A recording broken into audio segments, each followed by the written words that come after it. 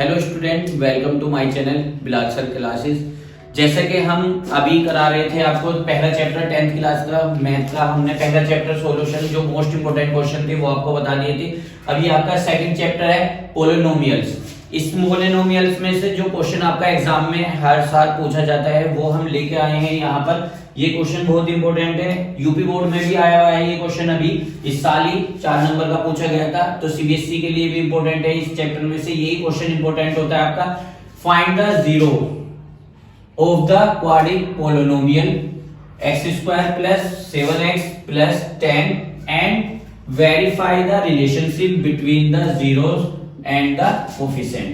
इसमें क्या पूछता है, एक तो आपको जीरो फाइंड करना होता है पॉलिनोमियल का, क्वाड्रिक पॉलिनोमियल आपको गिवन होता है इसमें, और इसका आपको x की वैल्यू मतलब कि x की दोनों वैल्यू आपको फाइंड आउट करनी होती है, और इसके कोफिशिएंट का रिलेशन फाइंड आउट करना पड़ता है। आपको पूछेगा जस्टिफाई योर आंसर, कि अपने आंसर को बताइए कि आपका आंसर सही है या गलत है। तो उसी के अकॉर्डिंग हम चलते हैं।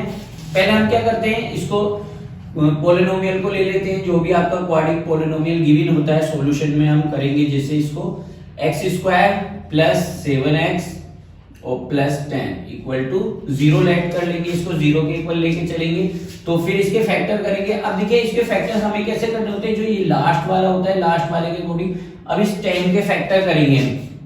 10 के फैक्टर आपके एक तो 10 × 10 हो जाता है आपका, और एक आपका हो जाता है 5 × 10 हो जाता है आपका। दो फैक्टर हमारे पास मिल जाते हैं। अब देखिए यहाँ पर प्लस होता है, तो प्लस करके ये मिड वाली वैल्यू आपको लेके आनी होती है। तो यहाँ पर देखिए आपका 10 × 1, 10 × 1 मतलब 10 × 10 हो जाएगा, और 10 को 1 में प्लस करेंगे तो 11 आ जाएगा। तो ये वाला फैक्टर हमारा अप्लाई नहीं होता है इसमें। फिर सेकंड देखेंगे हम, 5 × 10, 5 + 2 7 हो जाएगा, तो ये हमारा अप्लाई हो जाता है इजीली। तो इसको लिखेंगे हम x² + 5x + 2x और प्लस का 10 = 0 हो जाएगा आपका। तो x² प्लस है बाहर, तो अंदर के साइन नो चेंज रहेंगे आपके। 5x ब्रैकेट को ओपन कर देंगे हम, अदरवाइज अगर माइनस होता है तो साइन चेंज हो जाते हैं आपके, माइनस से साइन चेंज हो जाते हैं। अब क्या पेयर बना लेंगे इनका, ये दो पेयर हो गए आपके पास, तो ये हो जाएगा x² + 5x और यहां पर हो जाएगा आपका 2x + 10 = 0 करेंगे। यहां पर देखिए x कॉमन आ रहा है, देखिए यहां पर भी x है और यहां पर भी x है, और यहां पर हम x कॉमन ले लेंगे, तो यहां पर x² था तो x बचेगा आपका, और 5 आपका आ जाएगा यहाँ पर। सेम इसमें से भी कॉमन देखेंगे, कॉमन क्या होता है जो दोनों के पास होगा। अब यहाँ 10 है तो 10 को हम ऐसे ब्रेक कर सकते हैं माइंड में, 5 × 2 = 10, तो यहाँ पर भी आपका 2 हो जाएगा, यहाँ पर भी 2 हो जाएगा। 2 बाहर ले लेंगे तो x + 5 आपकी वैल्यू ये आ जाएगी, आपकी दोनों वैल्यू। अब क्या करेंगे, इसको देखिए ये कॉमन बन गया। अगर सेम आपके ब्रैकेट सेम आ जाते हैं x + 5 x + 5 तो आपका सॉल्यूशन सही चल रहा है। अगर आपके ब्रैकेट में प्लस माइनस भी या डिजिट का थोड़ा बहुत भी फर्क आता है तो ये आपका गलत है, आपको दोबारा से ही उसको रीचेक करना पड़ेगा। तो अब यहाँ पर ये x + 5 कॉमन आ जाएगा आपका, और यहां पर x + 2 और = 0। तो अब x की आपके पास दो वैल्यू आ जाएंगी। पहले तो इससे आ जाएगी आपकी एक वैल्यू, तो x + 5 = 0, तो x = -5, और एक आ जाएगी x + 2 = 0, तो x = -2। आपके पास अब दो वैल्यू आ गई है x की, एक ये आ गई -5 और एक -2। अब इसको जस्टिफाई करना होगा अपने आंसर को आपको इसके। अब देखो जस्टिफाई कैसे, जैसे हम इसका ये रूट्स हो गए आपके दोनों, हमारी x की वैल्यू आई आपके पास -5 और -2। इसको जस्टिफाई कैसे करते हैं, पहले इसका सम निकाल लेते हैं। सम ऑफ 0,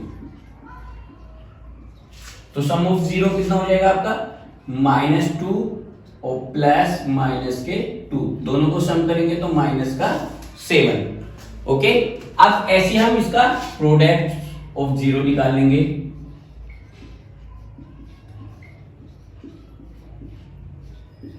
तो -5 × -2, तो ये हो जाएगा आपका माइनस माइनस प्लस 5 × 10।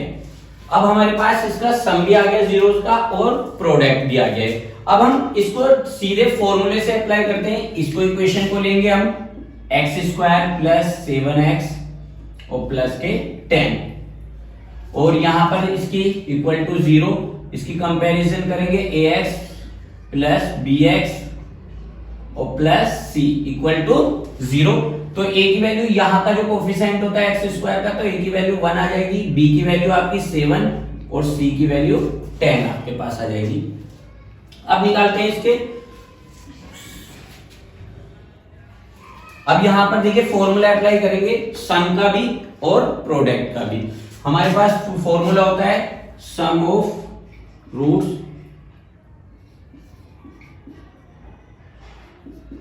तो ये हो जाता है माइनस बी अपॉन ए। अब b की वैल्यू आप पुट कीजिए आपका 7 और माइनस ऐसे ही a की वैल्यू आपकी 1 हो गई तो आंसर आ गया आपका -7। यहां पर भी देखिए अगर जीरो का हमने सम फाइंड आउट किया था, अपने जो जीरो आए थे उनके अकॉर्डिंग किया था तो -7 आ गया था। और यहां पर भी हमने डायरेक्ट फॉर्मूले से किया, सम ऑफ रूट्स लिख लो या जीरो लिख लो, एक ही बात होती है आपकी। सम ऑफ रूट्स का फॉर्मूला होता है माइनस बी अपॉन ए। बी की वैल्यू ये आ गई आपकी 7 और ए की वैल्यू आपकी 1 आ गई, तो यहां पर -1 से डिवाइड करेंगे 7 को तो ये आ जाएगा माइनस के 7 जो सेम है। ऐसे आपका प्रोडक्ट फाइंड कर लेते हैं।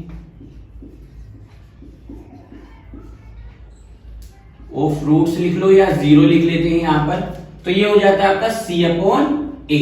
c की वैल्यू कितनी हो जाएगी आपकी, यहां पर देखिए 10 और a की वैल्यू 1, तो 1 से 10 को डिवाइड करेंगे ये भी 10 आ गई। तो अगर दोनों वैल्यू आपका सम ऑफ प्रोडक्ट, ये सम और प्रोडक्ट दोनों इक्वल आ जाता है आपका फॉर्मूले के अकॉर्डिंग भी और जो हमने फाइंड किया उसके अकॉर्डिंग भी, तो आपका आंसर जस्टिफाई हो गया है। तो आप जस्टिफाई योर आंसर लिख सकते हैं, प्रूफ कर सकते हैं इसको, हैंस प्रूफ लिख देना है यहां पर, तो आपका आंसर सही है। ये 4 मार्क्स का क्वेश्चन है और आप आसानी से इसे कर सकते हैं। अगर आपको हमारी वीडियो अच्छी लगी हो तो हमारी वीडियो को लाइक कीजिए और हमारी वीडियो को शेयर कीजिए। अगर आपको कोई भी डाउट है या किसी भी टाइप के क्वेश्चन का सॉल्यूशन चाहिए उसके लिए हमें कमेंट्स कीजिए और हमारे चैनल को सब्सक्राइब कीजिए ताकि आपको इसके रिलेटेड और वीडियो मिलती रहे टाइम टू टाइम।